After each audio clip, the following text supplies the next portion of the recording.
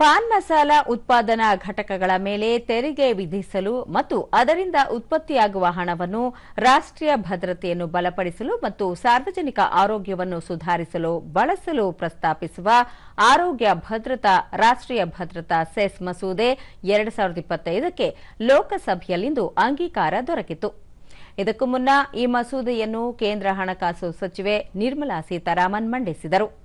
ಈ ವೇಳೆ ಅವರು ಪಾನ್ ಮಸಾಲವನ್ನು ಅದರ ಬಳಕೆಯ ಆಧಾರದ ಮೇಲೆ ಸರಕು ಮತ್ತು ಸೇವಾ ತೆರಿಗೆ ಅಡಿಯಲ್ಲಿ ಗರಿಷ್ಠ 40% ದರದಲ್ಲಿ ತೆರಿಗೆ ವಿಧಿಸಲಾಗುತ್ತದೆ ಮತ್ತು ಈ ತೆರಿಗೆಯಿಂದ ಜಿಎಸ್ಟಿ ಆದಾಯದ ಮೇಲೆ ಯಾವುದೇ ಪರಿಣಾಮ ಬೀರುವುದಿಲ್ಲ ಎಂದರು.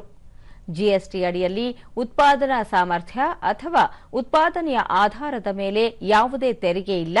ಅದಕ್ಕಾಗಿಯೇ ತಂಬಾಕನ್ನು ಜಿಎಸ್ಟಿ ಅಡಿಯಲ್ಲಿ ತೆರಿಗೆ ವಿಧಿಸಲಾಗುತ್ತದೆ ಮತ್ತು ಇತ್ತೀಚೆಗೆ ಅಬಕಾರಿ ಸುಂಕದ ಅಡಿಯಲ್ಲಿ ತರಲಾಯಿತು ಎಂದು ಸಚಿವೆ ನಿರ್ಮಲಾ ಸೀತಾರಾಮನ್ ಮಾಹಿತಿ ನೀಡಿದರು.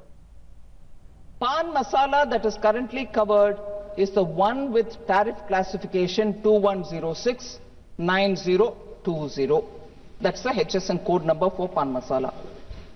There may be many different variants which may come up in the future due to ingenuity of the industry.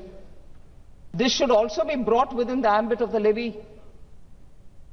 This would be notified by the central government without the requirement of coming to parliament each time.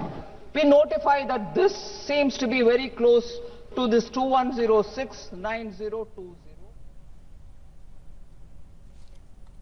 ಕರ್ನಾಟಕದಲ್ಲಿ ನಿಷೇಧಿತ PFI ಸಂಘಟನೆ ಯಾವುದೇ ರೀತಿಯ ಸ್ಥಳೀಯ ಚುನಾವಣೆಗಳಲ್ಲಿ ನಿಲ್ಲದಂತೆ ಕ್ರಮ ಕೈಗೊಳ್ಳಲು ಸಂಸದ ಕ್ಯಾಪ್ಟನ್ ಬ್ರಿಜೇಶ್ ಚೌಟಾ ಇಂದು ಲೋಕಸಭೆಯಲ್ಲಿ ಒತ್ತಾಯಿಸಿದರು.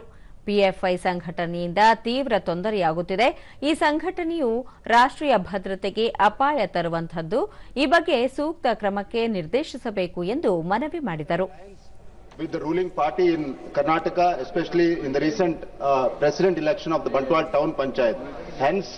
Hence I demand the Home Minister to consider the recent ED findings and take necessary steps